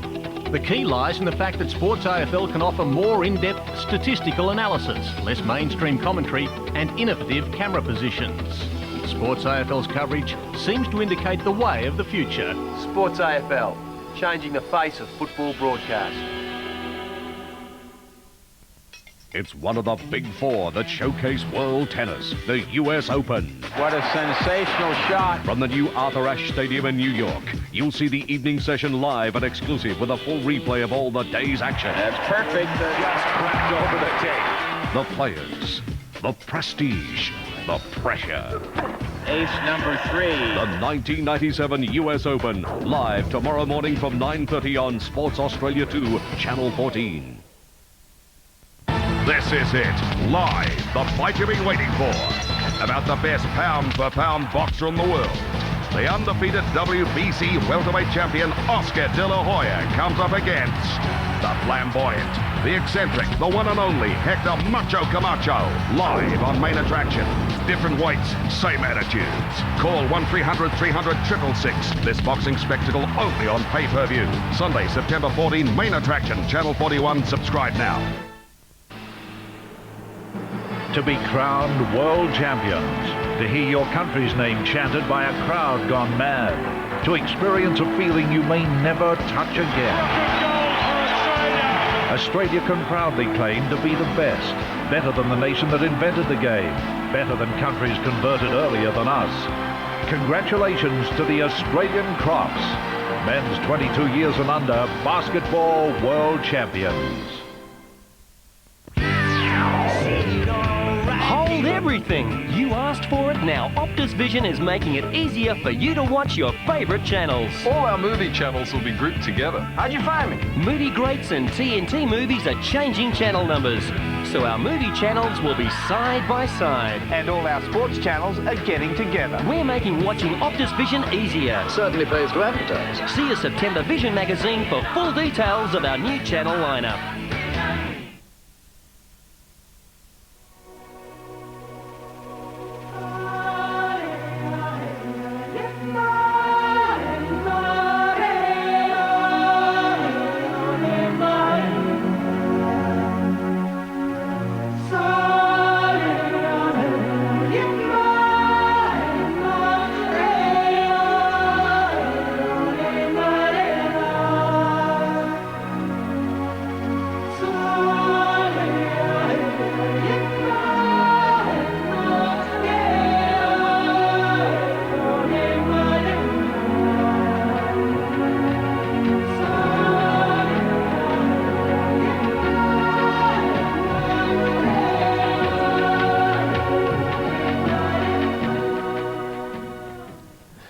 A great end at Optus Oval yesterday, a great future too for Essendon Rowan. Kevin Sheedy's been talking about it being like 1977 all over again, and watching yesterday, what are you smirking at? Oh, nothing. No, it was a great afternoon out there actually, and it took a few of us back to 77, took a few of us back to about 92 as well, and there are a lot of interesting parallels. I mean, 92 Essendon had a truckload of injuries, a few guys retiring. They were forced to play the likes of Mercedes Mercury and just set them up beautifully for 93. They'd want to be a bit careful they don't get too sort of carried away. I mean, they still do have some problems, but I think, put it this way, there wouldn't have been many better sides to have finished 14th on the ladder, I dare say. Dermy, Matthew Lloyd, will he inevitably get bigger? Will he need to get bigger, or can he just keep floating like a butterfly, stinging like a bee? Oh, look, he's plenty big enough at the moment, I think, but just through age, what is he now, 20 years of age, 19 years of age? I think by the time he ends up, you know, in his last couple of years of league footy, he might put on another 4 kilograms and just through age, but I don't think he needs to put on much more. What a beautiful player he looks like being. He is a lovely one already. OK, that big event that I referred to just before the break, the Melbourne Wake, continues. Apparently the scenes have become increasingly atrocious. The hard stuff, the milk, is coming out, icy cold of course. Let's go back to the skipper, Gary Lyon, who's on patrol. Yeah, no, I've had enough. Now, can you come and get me? Yeah, I don't want to go out anymore. OK, yeah, come pick me up. Thanks, darling. You're in, mate. Oh, hi, Dermot. Tim, welcome back. Look, the night's gone on a little bit, and we've obviously had a pretty big night down here. I'm ready for bed, and good Russell Robertson, one of the young stars of our team here. You be ready for bed, Robbo? Yeah, no, I stayed up last night and watched the movie till about 11 o'clock, so yeah, I'm pretty dead beat now, and yeah. Well, you go home and look after yourself. Al Clark's on one of the old stages. You'd also be looking for a warm bed at the moment. Yeah, it's been a long day, mate, but yeah, we're pretty keen on getting home and having a snooze. As you can see, the cheesels are flying. It's starting to get a bit ugly down here. Jeff Farmer and Anthony McDonald, well, yeah, look, it's taken a fair bit out of them, the snap by the look of it. We might leave those boys here. Jimmy and Shane, well, they've wandered off. Dermot, as you know, these days can get a bit long. They've obviously headed home, and the boys, well, they're still into the chips over here. And Glenn Lovett, the one-arm bandit over there, just practising his putting there, just for life after football. And as you can see, has got a little bit of work to do. So too many raspberry lemonades, gee. Too many raspberries, yeah. Well, that just about winds it up down here, Derm. And Tim, I think we better head home. We've got a few of the boys who are a little bit tired and emotional at the moment. I think the raspberries got to them just at the minute. So, as I said, I would love to have been in there, but I thought I'd better keep a watchful eye, a parental eye, if you like, on some of these young, crazy men here. So, we're back to you boys in the studio. I look forward to catching up with you next week. Very disturbing scenes. What do you think, a fine or a suspension? Yes, could be a fine there for impersonating league footballers.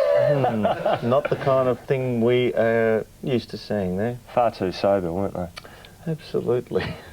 Now, you were at the Demons game where they scored their 4th win on the weekend. We might just have a look at some of the insights that Sports AFL viewers were able to gain, beginning with coach Greg Hutchison speaking. I remember his name, Greg Hutchison.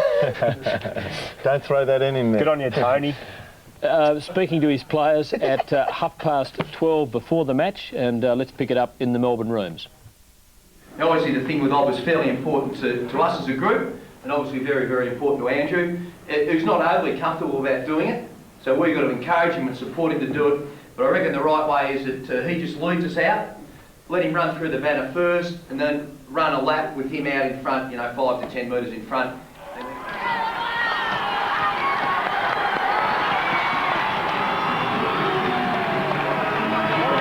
Let's go. Have a good one. A chance, Come on. Let's go. Ready? Ready? Come on. Let's go. Wonderful special moment, Andrew Obbs. Fantastic, mate. You owe it to each other and you owe it to yourselves to just find one more effort. Now, I know it's been tough, it's been a well-documented, horrible year for us, but you can actually salvage something just for a little bit of personal pride here today. Now, it's got to happen in the first quarter. As I said Thursday night, I would love to walk out at quarter time and have a chance to win the game. In the last 4 weeks, we've come together at quarter time and virtually had no chance. We would have been in a position where a chance, again, to put some scoreboard pressure on by following the process and knowing what we're doing, have some sort of chance. And days like today, when there is really, for us, end of the day, what does it matter? We can't go up, we can't go down. So it is a true test of your character as a person to how much effort you're going to put into the game today. Now look, just because people lead wide is not the recipe just to kick it to them. Hoppy, a great run to come through the middle. Nita's taken a great catch. Great run coming through the middle, Hoppy. But then you kick the ball 55 metres wide. Straighten yourself up and kick the ball straight to the goal square. Smithy will get there. On his right foot, kicks to the top of the square. White's got to favour White. He just didn't think that. Now. Oh. Play on, he said. Well, what about that? Kicked it. He cannot have kicked that. He's kicked it. He is a wizard. What we've got to do here is just keep finding. Keep finding. Because we've been in the situation that they're in, I reckon, 18 times out of 22 games for the year. Palmer will mark it right on the 50. Now, will he take on his man here? No, instead he kicks from the boundary line, and look what he's done with it. That is rubbing it in. 6 goals to Jeff Palmer. Well, look, I've got to go through the interview process in the next week and a half, and I'm really pleased that the players did well today, and they deserve all the accolades. It's a fantastic effort, so I'm really happy for them, and whatever happens to me will happen.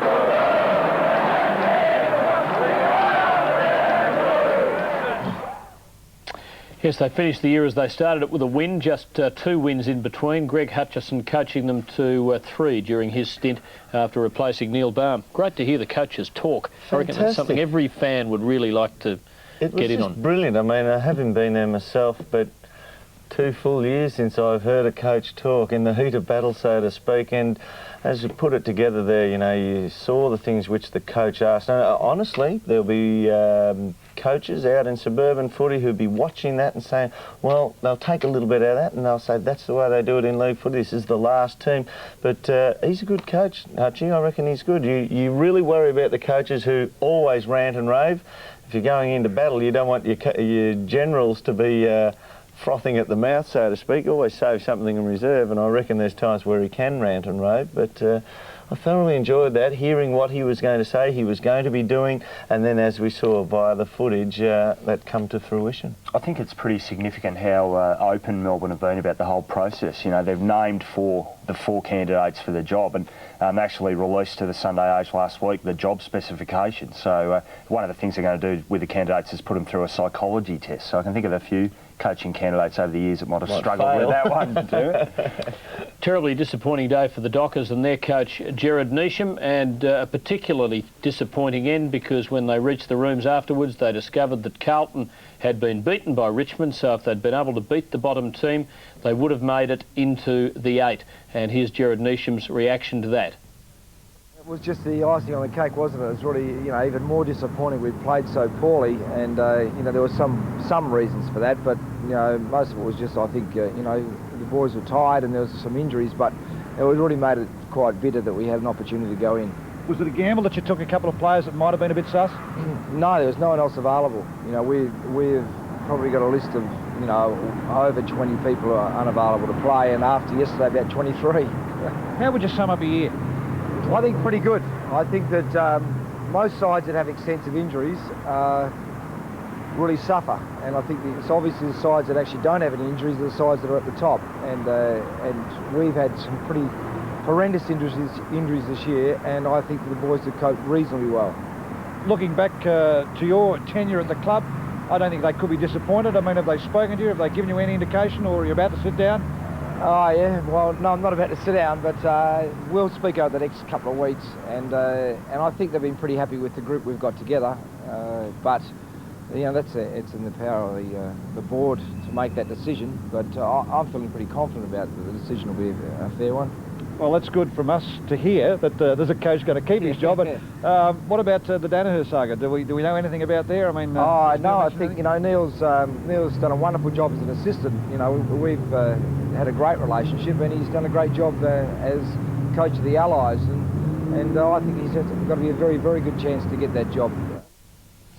I almost get the feeling he's such a big picture man that he might think, well, it didn't really matter whether we won or lost, made the 8 or didn't make the 8, that we've done our season's work, we've found out where we are, and we press on from here. Well, that was their most successful year in terms of win-loss ratio, but 6 weeks ago you thought they were a big chance to make the finals. And look, I think he'll keep his job, but I think it would be also fair to say that there would be within their board, there might be one or two who might question his reappointment. OK, we'll be back for our final segment in this Monday night's program after the break.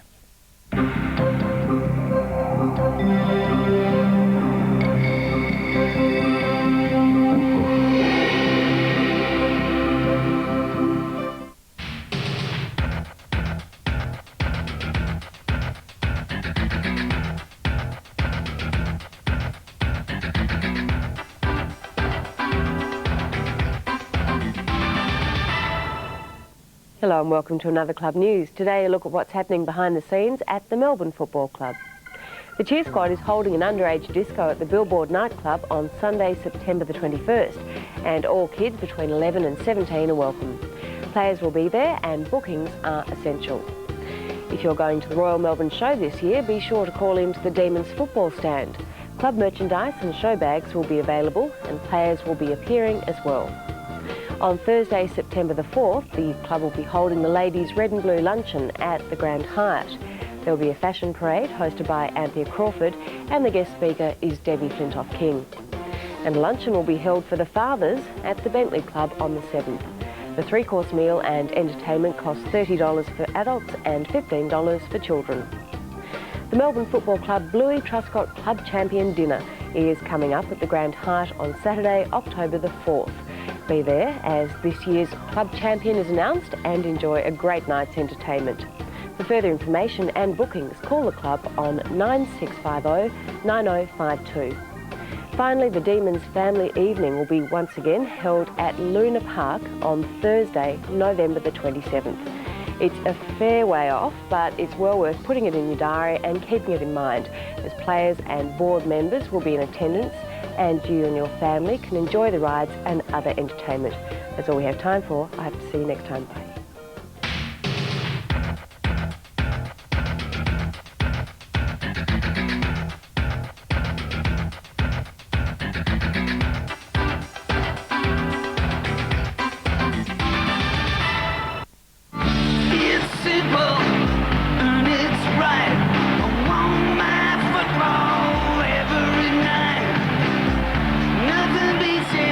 That's what I say. I want my football.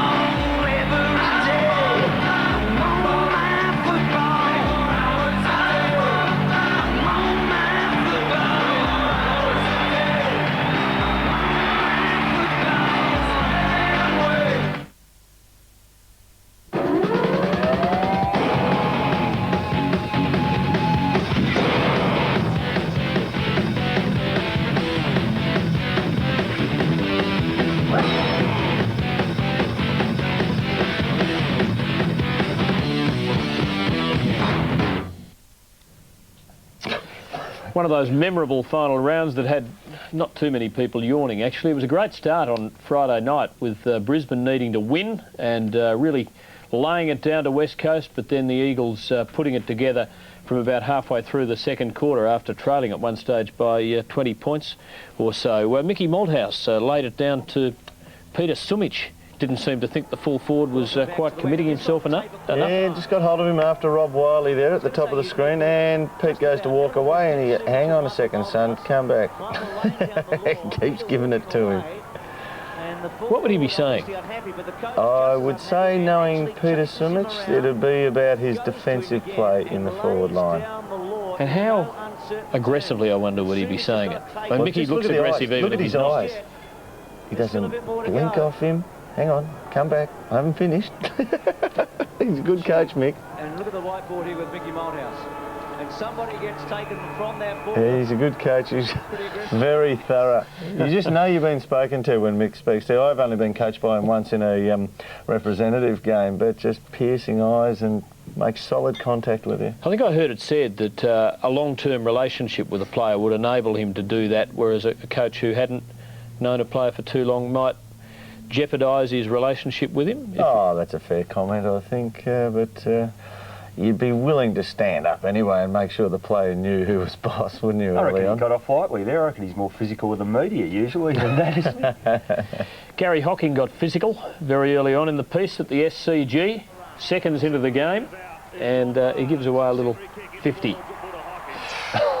Not the first time Buddha's got up to that sort of thing early on. No, and what's that, about the 1.5 minute mark, and Gary Ayres took him off shortly after that. Good coaching by Ayres. He also did that in the game against three little steps to get side on. I mean, that was going to achieve nothing, and on a ground the length of the SCG, ooh, that could have been, you know, very, very costly. But Ayres also did that to him against North Melbourne in a night game earlier in the year. Just took him off. Didn't rant and rave at him and just said, hey, settle down, we know you've got an aggressive nature, don't lose the plot. He said to us in an interview on 3LO earlier in the year that he's thought through all of this. I mean, there is the alternative of pulling right back, but he said ultimately he, and I think in discussions with his coach, has decided that he has to keep doing what he called the Buddha things if he's going to be the sort of player that he really is. The Cats, different looking side now, and with a physical side to their game, a defensive side to their game, which might stand them in good stead. Yeah, no doubt about that. As I've said before, most of the teams that win the premiership are defensive teams, and this year is starting to smell of season 1990, where a defensive team in a very, very even competition could win the final. And is it actually a good point? Is it similar to, I was just thinking about Geelong's forward line. I mean, Collingwood didn't really have key forwards or an obvious target. Has kicked, I think he kicked 87. He kicked 96. 96 or 97. Yeah, and like in a grand final like that, as the focal target, but a peripheral type player, he was only ever going to kick 3 goals, maybe 4. Do you reckon, though, they need, you know, to win a premiership, you need an explosive type player like a Ronnie Burns or someone just lifting to another level? It's a big help, and I'll tell you who the most important man is. Their best performed player in the finals is Mansfield. Now, Mansfield probably the only guy of any size who can mark overhead on the lead and lead actually like a class full forward. So if they can afford time with him down in the forward line, stand them in good stead. Swans have one of those explosive players in Michael O'Loughlin, and it was a sensational goal off a smother from his own attempted kick. Recaptured the ball and kicked a brilliant left foot goal. He does have fantastic reactionary skills, doesn't he? Right just foot goal. Sum up the situation and carry on. He makes his mind up very quickly. He has that sort of quality, the Burns quality about him too, doesn't he? Yeah. Beautiful kick around his body too, isn't it? He does. A very good point. He rarely misses when he puts the ball across his body like that, which most players do. Very low percentage players get the ball through the big sticks when they put it across their body, end over end. Unexpected slump by the Swans, having lost a couple at home. Are they in serious trouble, do you think? Look, I perhaps thought that Geelong might get them, just free running, and they try and bottle up the back line up in Sydney and then run forward. And Geelong being a relatively good, or perhaps the best defensive team in the comp at the moment, I thought they might stifle their forward progress through there. But look, I don't think if Swans can't beat Geelong in Sydney, I don't think they can beat them in Melbourne in the finals. You've expressed your admiration for Jason Mooney, and I think you would have admired his response to being dragged on Saturday night. He's a good the kid, SCG. Moon. Yeah, he made sure everybody knew about it. Here we go. At least he didn't give the runner a spray like Justin Lepich a few weeks ago. And a little kick of the cups there in the way. Mooney looked pretty upset going to the interchange. Danny Southern was dragged too at Waverley on Saturday, and I don't think he took too kindly to it. In fact, took almost as much umbrage as he might have done at the tribunal tonight, according to Rob Gaylard. A little bit of Justin Lepich in that, wasn't there? Then get out of the way. But look, that's Danny. He's a competitor. I think I'd get frightened if Danny got like that when I was around. Well, you might have noticed, Tim, there's not a really long queue for people to be AFL club runners at the moment. And Corey McKernan coming back miraculously quickly at the MCG yesterday, and again had the fans gasping as he came down and looked to be in considerable pain once more. Yes, we seem to have done this routine about 6 or 7 times this year. I mean, you know, everyone has different pain thresholds, I suppose, is the point that might be made. But I think the bottom line out of yesterday for him and for North was he came back okay, from what I can tell. And can North come back, Dermy? Highly doubtful. I think they have to have Carey playing well, that he can take 1 or 2 opponents and mark over his head against them. He still can't do that at the moment. I mean, it's just a testament to himself and the levelling of the competition that he's playing so well at the moment. He's playing well at centre-half-back, reading the play and using body on body and marking most of his balls his way on the chest. Nevertheless, though, if you're Geelong and you're playing a 7th place team, you'd want it to be someone other than North Melbourne, wouldn't you? Very, very true. The reason, I think the main reason for that is that North Melbourne are very good at getting front and centre, and they are able to move the ball forward, say 40, 50 metres on any occasion by not having a disposal. Not many teams can do that, and that's similar to the way Geelong are. Let's have a look at the schedule for the 4 qualifying finals, which kick off the September action this weekend, and it all starts at the MCG on Saturday with the Bulldogs playing Sydney. Bulldogs will be without Paul DiMartina and Danny Southern, both suspended tonight. The second qualifying final Saturday night, Football Park, Adelaide and West Coast. Should be a tremendous game. The third to be played, called the 4th qualifying final, St Kilda against Brisbane. Looks like a soft run-in for the Saints and would take them straight through to the preliminary final. And likewise, Geelong on the Sunday night football. If they can beat North Melbourne, they go straight through. And if they do, the reigning premiers are out. Might get a quick prediction or two in a moment. Now, a couple of editions of AFL Wrap because of the finals layout. Edition 1, St Kilda and Brisbane from 7 till 8:30, and edition 2 from 11:15 into the wee small hours, Geelong and North Melbourne with Rob Gaylard and Neil Baum on Sunday night, even into Monday morning. Here's Danny Southern, yeah, leaving tonight. And very disappointed to get 1 week for wrestling when the standard penalty for players convicted of wrestling, found guilty of wrestling, sounds a bit less melodramatic, has been a fine, but Danny did apparently have a wrestling offence from that match against the Eagles at Subiaco 2 or 3 years ago. Don't know whether we caught the real action there, but obviously from what we were told by Rob Gaylard, very disappointed. I think what happened there was Danny's left the tribunal, gone out, slammed a few doors, gone into a room and just thought, right, how are we going to approach this? Which way are we going to go out, the lift, the stairs or whatever, and he's cooled down. How do you tell when he's not looking aggressive? Oh, gee, I feel for the boy, though. That's a real hard call on him.